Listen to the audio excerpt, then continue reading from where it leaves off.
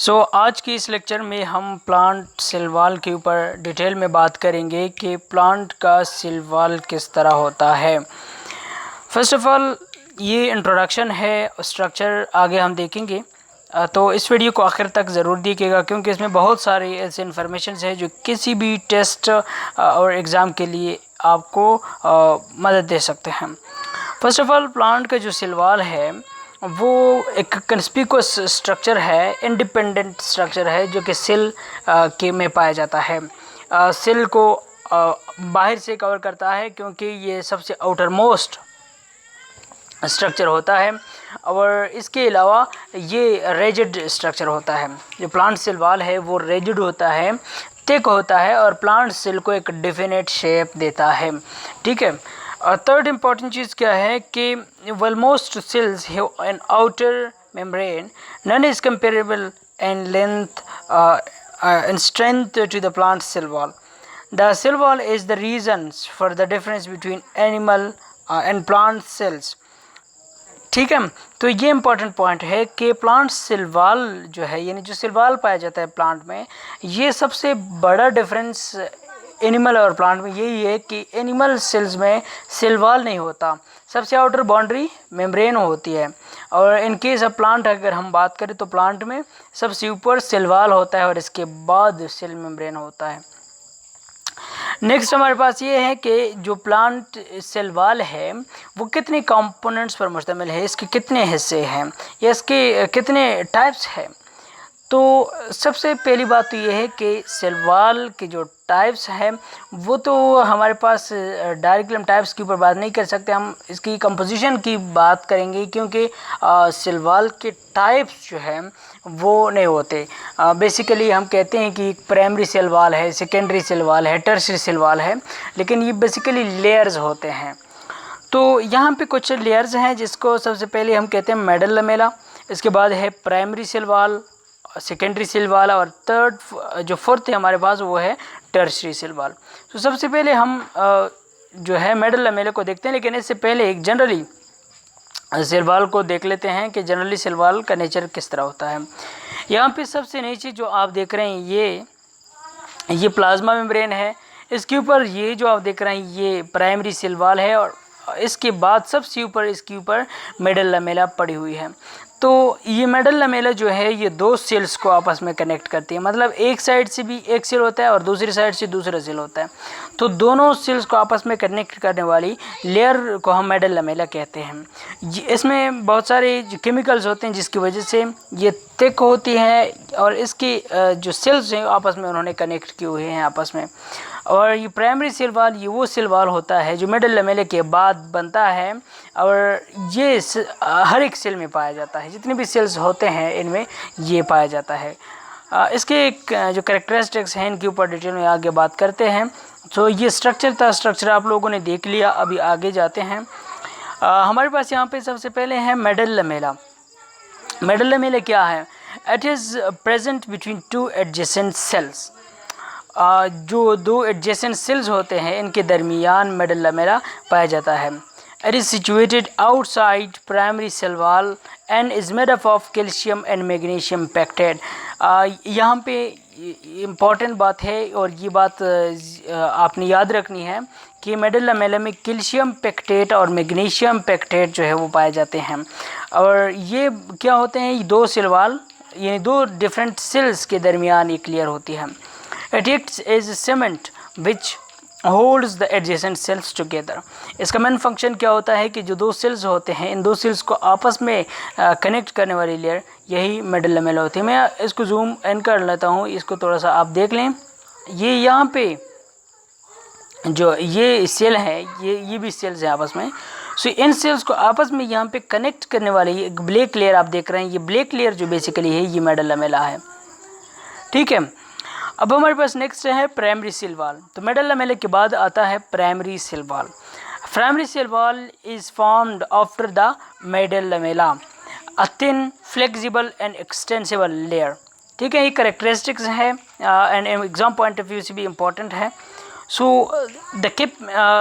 it is capable of growth and expansion. The big bone of primary cell wall is formed by the cellulose fibrils.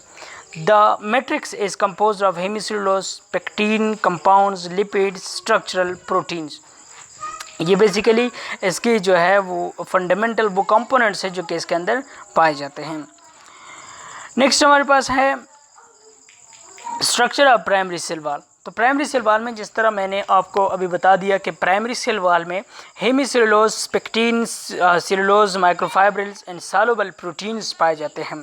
अब यहाँ पे आप देख सकते हैं ये हमारे पास क्या है, हेमीसेलुलोज है जो कि यहाँ पे आप इसका जो है वो इसका कलर क्या है, एक पिंक कलर है। इसके बाद यहाँ पे नीचे जो है वो पेक्टिन का कलर आप देख सकते हैं जो कि रेड कलर है। नीचे सेलुलोज माइक्रोफाइब्रिल्स है, यहाँ पे ये जो आप देख रहे हैं दीज और सेलुलोज माइक्रोफाइब्रिल्स जिसकी ब्लू कलर है। और इसके बाद यहाँ पे ग्रीन कलर वाले सॉल्युबल प्रोटीन्स है जो कि पार्ट है किसका, सेल वॉल का। सो आगे हमारे पास आता है सेकेंडरी सेल वॉल। तो सेकेंडरी सेल वॉल की सबसे पहले आपको पता होना चाहिए कि सेकेंडरी सेल वॉल होता कहाँ पे है। सबसे ऊपर मिडल लैमेला होती है, मिडल लैमेले के बाद फिर प्राइमरी सेल वॉल है और फिर प्राइमरी सेल वॉल के बाद सेकेंडरी सेल वॉल पाया जाता है। अब सेकेंडरी सेल वॉल जो है ये किन सेल्स में पाया जाता है, इससे पहले आपको यहाँ पे जो मैंने लिखा है इनको थोड़ा सा समझ ले। It is extremely rigid and provide strength. ये क्या करता है, ये एक्सट्रीमली रिजिड होता है, यानी प्राइमरी सेल वॉल से ये ज़्यादा रिजिड है और इससे ज़्यादा स्ट्रेंथ भी प्रोवाइड करता है और ये फ्लेक्सिबल नहीं होता। It is not found in all cells types, मतलब जितने भी सेल्स होते हैं हर सेल में ये नहीं पाया जाता। इससे पहले मैंने आपको बता दिया कि प्राइमरी सेल वॉल जो है ये सारे सेल्स जितनी भी है सब के अंदर पाया जाता है, लेकिन सेकेंडरी सेल वॉल सब में नहीं पाया जाता। इट कंसिस्ट ऑफ 3 लेयर्स यानी S1, S2 and S3। S1 जो होता है सबसे आउटर यानी सबसे प्राइमरी सेल वॉल जो है उसकी तरफ होता है। इसके बाद जो सबसे इनर की तरफ होता है इसको S3 कहते हैं और दरमियान वाले को S2 कहते हैं। It is composed of cellulose, hemicellulose and lignin. अब यहाँ पे इम्पॉर्टेंट पॉइंट है जो नोट करने की पॉइंट है वो लिग्निन है। देखें सेलुलोज और हेमीसेलुलोज तो प्राइमरी सेल वॉल के अंदर भी पाया जाता है लेकिन लिग्निन वहाँ पे एब्सेंट है और यहाँ पे लिग्निन भी पाया जाता है और इसी लिग्निन की वजह से जो सेकेंडरी सेल वॉल है वो ज़्यादा स्टिफ है, ज़्यादा इनफ्लेक्सिबल है या ज़्यादा इसकी स्ट्रेंथ ज़्यादा है। अब हमारे पास फोर्थ जो है वो टर्शरी सेल वॉल है। हमने बात की मिडल लैमेला के ऊपर, primary cell wall, secondary cell wall और अब टर्शरी सेल वॉल है। So tertiary cell wall is deposited in few cell. पहले अच्छा मैं इसके भी लोकेशन आपको बता दूं कि प्राइमरी से मिडल लैमेला होती है, इसके बाद प्राइमरी सेल वॉल है और इसके बाद सेकेंडरी सेल वॉल और फिर जो बहुत ही इंटरनल पोजीशन है वहाँ पे टर्शरी सेल वॉल भी पाया जाता है। अब ये टर्शरी सेल वॉल जो है इसके बारे में कहा जाता है कि ये जो प्रोटोप्लाज्म होता है इसी प्रोटोप्लाज्म की कुछ डिपोजिशन हुई है और इसको टर्शरी सेल वॉल कहते हैं। टर्शरी सेल वॉल में हेमीसेलुलोज, सेलुलोज और ज़ाइलिन पाया जाता है। ज़ाइलिन ये भी क्या है, ये भी एक शुगर मॉलिक्यूल है जो कि इसके पॉलीमर्स यहाँ पे पाए जाते हैं। तो आपको मैं यहाँ पे इंपॉर्टेंट चीज़ बता दूँ जो इंटरेस्टिंग भी है एग्जाम पॉइंट ऑफ व्यू से कि टर्शरी सेल वॉल में ज़ाइलिन पाया जाता है, सेकेंडरी सेल वॉल में लिग्निन पाया जाता है और प्राइमरी सेल वॉल में ये दोनों नहीं पाए जाते। अब यहाँ पे एक छोटा सा पॉइंट और भी है और वो है प्लाज्मोडेस्माटा। प्लाज्मोडेस्माटा एक ऐसा पोर्शन होता है, एक ऐसा पोर होता है जो दो सेल्स को आपस में कनेक्ट करता है। ये बेसिकली जो एंडोप्लाज्मिक रेटिकुलम होता है उसका एक्सटेंशन होता है एक सेल से दूसरे सेल में और इसके थ्रू जो बहुत सारे मटेरियल्स होते हैं सेल्स के दरमियान उनका ट्रांसफ़र होता है। इसका साइज़ होता है तकरीबन 40 to 50 नैनोमीटर। ठीक है, तो यहाँ तक तो ये बात समझ में आ चुकी होगी कि प्लाज्मोडेस्माटा क्या है। यहाँ पे एक इंटरेस्टिंग चीज़ मैं आपको और भी बता दूं कि प्लाज्मोडेस्माटा ये प्लांट सेल्स में पाए जाते हैं। जो एनिमल सेल्स में इस तरह के कनेक्शंस होते हैं जो कि directly cytoplasm to cytoplasm connections होते हैं, इनको गैप जंक्शंस कहते हैं। यानी एनिमल सेल्स में इस तरह के कनेक्शंस को गैप जंक्शंस कहते हैं और प्लांट सेल्स में इनको प्लाज्मोडेस्माटा कहते हैं। अब यहाँ पे कुछ इंपॉर्टेंट चीज़ें हैं। कंपोजिशन ऑफ सेल वॉल के सेल वॉल किन किन केमिकल मटेरियल पर मुश्तमिल है, इसकी कंपोजिशन क्या है, थोड़ा बहुत आपको पता चल चुका होगा सेलुलोज वगैरह के बारे में, लेकिन अब यहाँ पे थोड़ा उनको डिटेल में पढ़ते हैं। The cell wall is mainly composed of carbohydrate materials. The major component of cell walls are cellulose, pectin, hemicellulose, proteins and phenolic वगैरह. सो ये मेजर कंपाउंड्स हैं, इनके ऊपर आप डिटेल में बात करते हैं. It provide shape and strength to the cell wall. Cellulose जो है ये स्ट्रेंथ और शेप प्रोवाइड करते हैं सेल वॉल को. It composes 20 to 30% of the dry weight of primary cell wall and accounts 40 to 90% of the dry weight of secondary cell wall. यानी यहाँ पे आपको इन रेशो से पता चल जाता है भी कि जो प्राइमरी सेल वॉल है, प्राइमरी सेल वॉल में सेलुलोज की कंटेंट कम है, लेकिन सेकेंडरी सेल वॉल में सेलुलोज की जो क्वांटिटी है वो बहुत ज़्यादा है. पेक्टिन्स क्या है? पेक्टिन्स जो कैल्शियम पेक्टिन है और कैल्शियम पेक्टेट है, मैग्नीशियम पेक्टेट है, इसको पेक्टिन्स कहते हैं. They are group of polysaccharides which are rich and galacturonic acids, rhamnose, arabinose and galactose. Pectins are present in high concentration in the middle lamella where they presumably serve the function of cementing adjacent cells together. Pectins की अगर मैं chemical composition के ऊपर अगर बात करूँ तो फिर केमिस्ट्री की तरफ बात चली जाती है और वो थोड़ा सा कॉम्प्लिकेटेड है, लेकिन यहाँ पे आपको थोड़ा सा अंदाज़ा होना चाहिए कि बिल्कुल जो ग्लूकोज यूनिट्स होते हैं इस तरह के यूनिट्स होते हैं, थोड़ा सा इसमें डिफरेंस होता है. और ग्लूकोज यूनिट्स के जो चेन्स होते हैं, चेन्स को आपस में कनेक्ट करने के लिए मैग्नीशियम और कैल्शियम आयन होते हैं, उनकी चेन्स के दरमियान पाए जाते हैं. एक मैग्नीशियम आयन एक बॉन्ड एक चेन के साथ बना लेता है और दूसरा बॉन्ड दूसरी चेन के साथ बना लेता है और इस तरह एक कॉम्प्लेक्स स्ट्रक्चर बन जाता है जिसको हम पेक्टिन्स कहते हैं.